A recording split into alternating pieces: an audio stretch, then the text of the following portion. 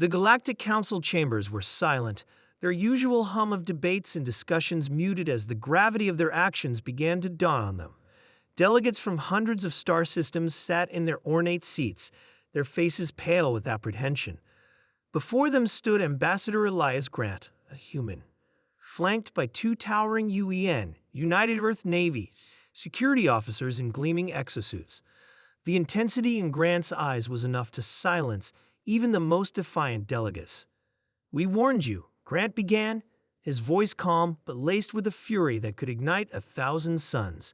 "We told you that humanity would tolerate no harm to its own, that he chose to ignore us." The Council had made a grave mistake. They had detained a human child, the orphaned daughter of an explorer, claiming she had trespassed on a restricted world.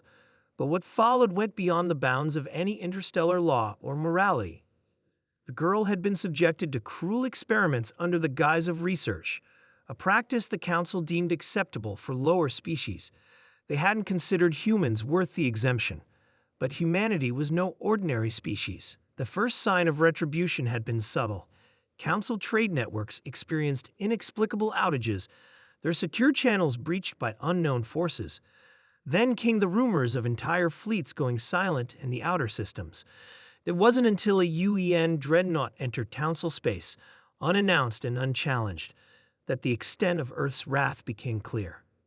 "You thought you could play God," Grant continued, his words slicing through the room like a blade. "You thought we were too young, too primitive, to hold you accountable." The images displayed on the chamber's central holoscreen were harrowing. Footage of the child's captivity, her cries echoing in the sterile labs, was interspersed with scenes of the Council scientists methodically justifying their actions.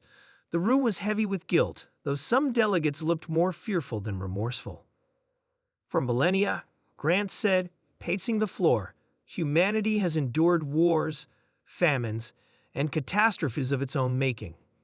We've bled, we've burned, and we've rebuilt, and every time we emerged stronger. But you?"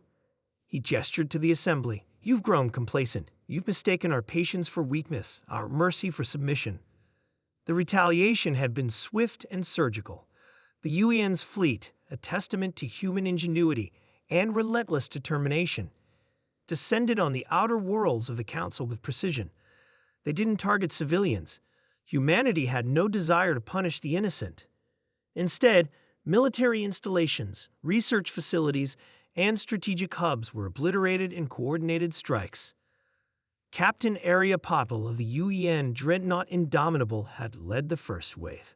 Her voice, calm yet resolute, broadcasted to every system under the Council's jurisdiction. "This is not war," she had declared. "This is justice." And justice it was. The Council's fleets, once considered invincible, crumbled under the superior tactics and technology of the UEN. Humanity's mastery of adaptive AI, quantum drives, and kinetic weaponry had turned the tide. For every human ship lost, 10 Council vessels were reduced to debris. Back in the Council chamber, a reptilian delegate, Ambassador Krasik of the Krelton Empire, rose to speak. "Ambassador Grant," he hissed, "surely even humans understand the concept of proportional response." Grant's eyes narrowed. "Proportional?" He repeated, his voice low. "You abducted a child. You tortured her. Proportional would be leveling this entire chamber, but we're not like you." Krasik recoiled, his scales rippling with unease. The human's words were a stark reminder of why the Council had feared humanity's inclusion in the first place. They weren't just unpredictable, they were relentless. "We didn't come here to negotiate," Grant continued. "We came to ensure this never happens again." In the aftermath of the attacks, the Council worlds were left scrambling. Humanity had issued an ultimatum, a formal apology, reparations to the victim's family, and a binding amendment to interstellar law protecting all sentience, human or otherwise, from such atrocities. "Refuse," Patel had warned, "and we'll dismantle every structure you hold dear. Not because we want to, but because you've left us no choice." The girl, now safe aboard a UEN medical vessel, was recovering under the care of Earth's finest doctors. Her story had united humanity in a way no threat ever had.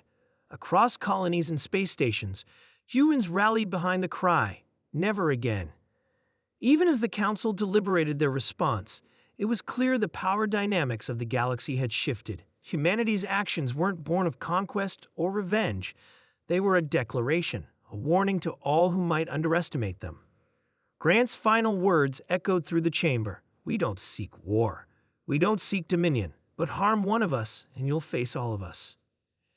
As he turned to leave, the chamber erupted into chaos. Some delegates shouted in protest. Others whispered in fear.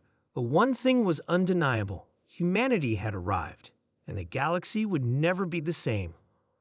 On the bridge of the Indomitable, Patul watched as Council space retreated on the view screen. Her XO turned to her, a question unspoken but understood. No, she said, her gaze steely. We don't stop, not until they understand. And as the UEN fleet disappeared into the void, one truth became clear. The age of human submission was over, and the galaxy would tremble under the weight of their resolve.